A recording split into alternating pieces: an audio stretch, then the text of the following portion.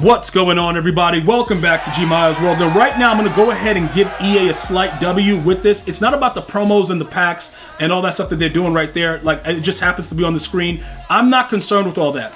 What I'm going to do is bring up something that I know a lot of you guys are actually amazed of. Over the last couple of years, EA Sports has been getting a lot more generous with some of the speed to players that in the past, they never got any real love. Now, this player right now that I'm going to show you, and I'm going to also break it down for you to kind of let you guys know why I think it's a real W. It has a lot to do with the abilities he also gets. So if you guys have not taking a look at the new AKA players, we got we got the Nightmare, Okoye, and we got T-Sizzle, right?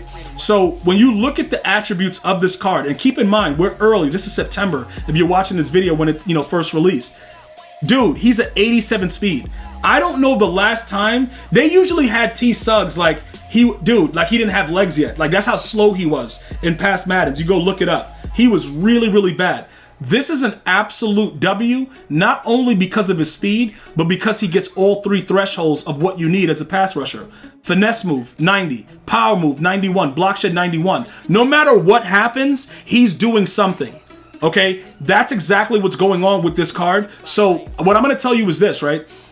Right now, man coverage is the meta. So a lot of guys are running Overstorm Brave. You're running Spinner out of Dollar. It's a lot of different things going on, but for the most part, man coverage is the move, right? So you need the best possible pass rushers to get in. Like, bro, you got to get in that backfield immediately, right? This guy right now, in my opinion, based on everything that I've seen, I would say he's better than DeMarcus Ware, not only because of the fact that he gets unpredictable for 0, but for the fact that he has all these numbers are really, really good. And you can actually get everything relatively cheap without, like if you have a lot of goals and stuff like that, if you want to go and grind it by, completing sets, you can go that route. There's a lot of different ways. They've released the other packs that go into it. So you can kind of put them together a lot cheaper than he's going for in the auction house. I just want to point out a few things with the way that this works, that it looks kind of backwards because you're starting with the 90 and then you put in the other cards. When you complete the set, you get back the last card that goes into the set, which is the 88, but it's a BND, which means bend over in EA Sports terminology as the acronym.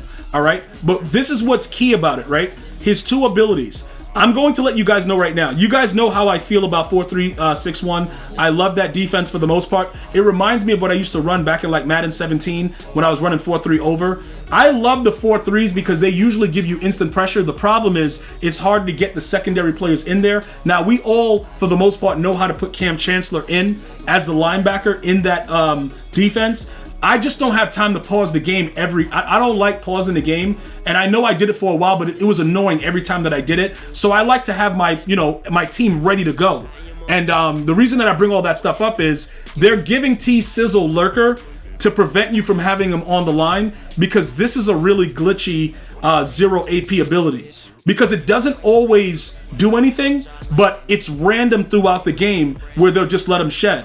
And you're getting that for 0, so when you're putting everything else together, although he gets that Lurker, and EA is trying to bait you like, yeah, it's Lurker. Lurker is a trash ability, okay? Even on the linebackers, they tuned it so badly, for the most part, the players don't even animate at all for anything.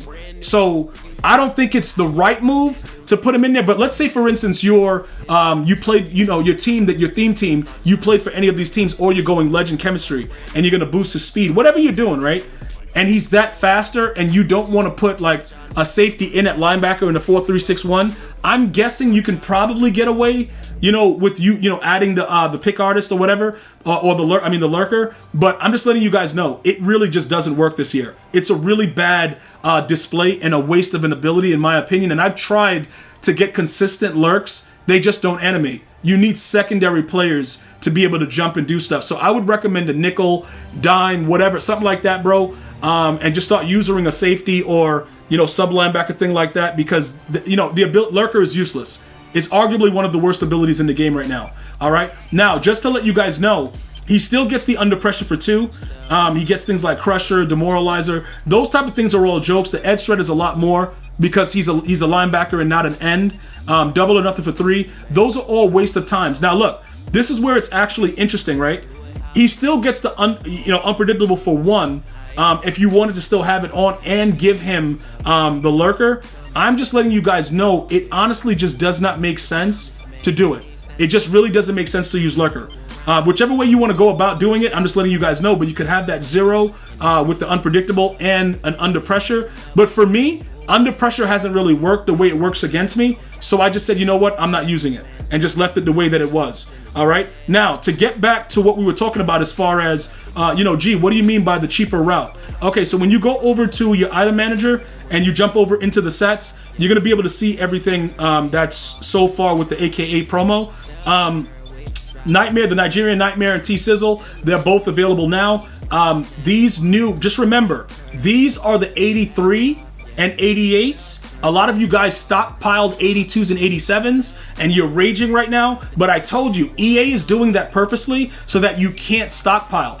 Anything that we love to do, they don't want us to be able to do it. So that's going to be a major issue, because most of the times that they did like the promos in the past, they would give us like 2 to 3 weeks of the same cards. Not anymore. It seems like every week they're changing what the overall card is that goes into the set, which is really annoying. All right, but they do give us the 83 and the 88. Now look, let me just point this out, right? Making an 88, the 88s are going for about, the last time I checked, like 150 or something like that. Let's check it right now. Okay, yeah, so about 145, right?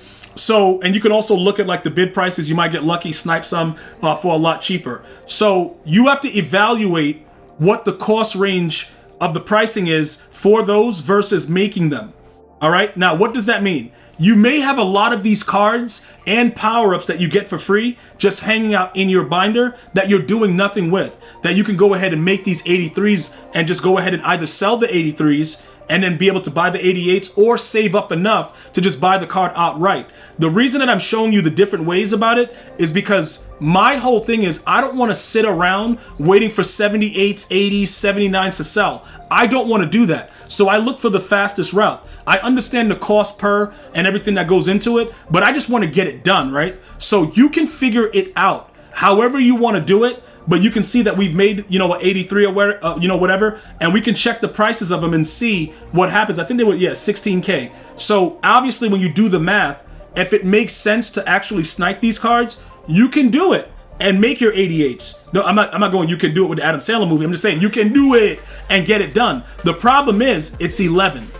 So you're already at about 116 plus doing it. So it adds up just about to what you're going to have to spend for an 88.